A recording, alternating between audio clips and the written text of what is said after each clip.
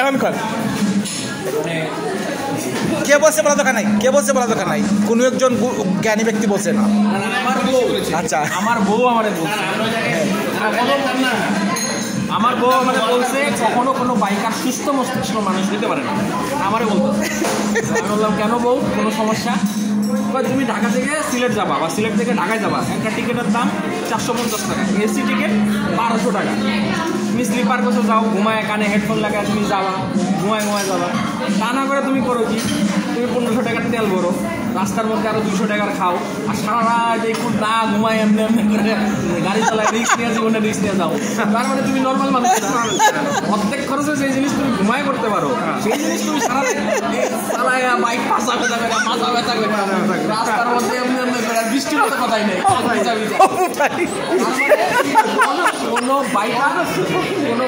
আমি স্বীকার করলাম, এটা সত্য কথা বলেছে, এটা সুন্দর। বাইরে না, আমি বাইক চালাই না, আমি বাইকার না।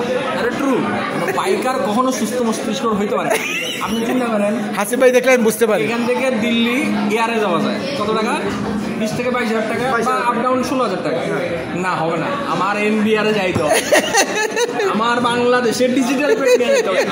কাশ্মীর ইন্ডিয়ান নাম্বার প্লেটে দেখলে হবে না, বাংলাদেশি নাম্বার প্লেট, মানে পাশার মধ্যে জল করে বাংলা লেখা থাকে, আমার পাশা বাঙালি ভাষা, বাংলাদেশি নাম্বার প্লেট যখন পাশায় থাকবে তখন আমি 4K ইউজ এছাড়া ইন্ডিয়ান নাম্বার প্লেট থাকলে আমি এটা কি বলে ভিজিয়ে ভেজা দেওয়া যাবো। আমি বলছি বেজিনে বলতেছেন, ফুল লিজেন্ড হইতে পারবো, ফুল লিজেন্ড হইতে পারবো। এবং কথা আছে, আপনি সিলেট থেকে গেলে প্রথম বাংলাদেশের সিলেট মেট্রো, ঢাকা থেকে গেলে প্রথম ঢাকা মেট্রো, চিটাগাং থেকে গেলে প্রথম চট্ট মেট্রো। শুধু তাই না, মডেল বেরিয়ে আসছে, নোয়াখালী মেট্রো হবে না, থেকে প্রথম R15 ভিত্রি নিয়ে, প্রথম সিবিআর নিয়ে, প্রথম লাল কালারের ভিত্রি, প্রথম ইন্দো ভিত্রি, গো কালারের অফিসিয়ালের ভিত্রি, গো কালারের। শুধু তাই না, এটার মধ্যে আবার স্পন্সরের ব্যাপার আছে, চাকার স্পন্সর, তেলের স্পন্সর, ইঞ্জিন অয়েলের sponsor, jacket sponsor, helmet sponsor, চশমা স্পন্সর, টি শার্ট স্পন্সর, আন্ডারওয়্যার শেষ করি, জুতার স্পন্সর, মোজার স্পন্সর, ব্যাগের স্পন্সর, স্যাডেল ব্যাগের স্পন্সর। শুধু তাই না, যাওয়ার আগে আপনার মোটামুটি ট্যুরের আগে 1 মাসে আপনি বিভিন্ন জায়গায় মার্কেটিং করতে হবে। আমি যেটা করি আর কি, বিভিন্ন জায়গায় যায় বলি আমি তো ট্যুরে যেতেছি, তখন তারা জিজ্ঞাসা করে নিজের বাইক নিয়ে যেতেছেন না ওইখানে যায় ভাড়া নেবেন। তো এখন ধরেন ইয়ামা একটা খাম ধরা দিল, মোটা খাম, কারণ ভাই যায় তো আমি ইয়ামা বাইক নিলাম না, নিলাম কি রয়্যাল এনফিল্ড। এখন এটার একটা প্রবলেম, আমি স্পন্সর আনছি ধরেন পাকেলো, ওইখানে তো এত বড় বোতল বা ইয়া নদী নেওয়া যায় না, কী করবো? খালি বোতল নিয়ে যায়, খাইলা দিয়ে রিভিউ দিতে হবে, যে কোনো ব্র্যান্ডে দিব। এটা না হইলে আপনার ট্যুর হবে না। আপনি যদি কাশ্মীর, মানালি, লাদাখ দেখতে যেতে হয় না, দেখতে হবে আপনারা অবশ্যই আপনি এয়ার টিকিট কেটে আরামে বউ বাচ্চা নিয়ে এগুলো হবে না, ওটা কোনো ট্যুরই না, কাউন্টই করবে না।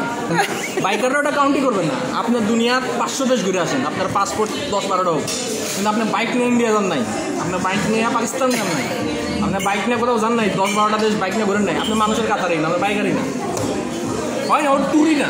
এই জন্য বাইকার হইতে পারলাম না। না এখন আপনি কীভাবে কোন লেভেলে বাইকার হবেন? বাইকারের তো অভাব নেই। তাহলে আপনি এখন সুস্থ মস্তিষ্কর মানুষ কী করে, টাকা হয়েছে ব্যাগ প্যাকেট করবো, টিকিট কাটবো, সুন্দর করে ঘুরে টুরে আবার এয়ারে এসা পরের দিন যে ভবিষ্যৎ করবো না, আমাকে এনবিআর 1 মাস দৌড়াইতে হবো, এনবিআরের পারমিশন নিতে হবে, তারপরে বর্ডারে সিওপ করতে যাবে। আপনি না ইন্ডিয়া গেছিলেন?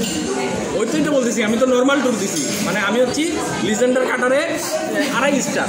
ভাই ক্যাটাগরি কিন্তু শেষ নয়, 2.5 স্টার মানে হচ্ছে আমি এখান থেকে দিল্লি এয়ার টিকেটে গিয়ে ওইখান থেকে বাইক রাইড নিয়ে দিছি 2.5 স্টার। আবার যদি 3 স্টার বাইক দেওয়া, যদি কেউ এই কলকাতা থেকে বাইক রাইড নিয়ে যদি এখান থেকে চালায় যায় ইন্ডিয়ার বাইক, তাহলে 3-3.5 স্টার। আবার যদি কেউ বাংলাদেশ থেকে বাইক নিয়ে চালায় যায় তাহলে 5 স্টার, আমি 2.5 স্টার। ঠিক আছে, বন্ধু নাই আইলাই আমার ওপেন করে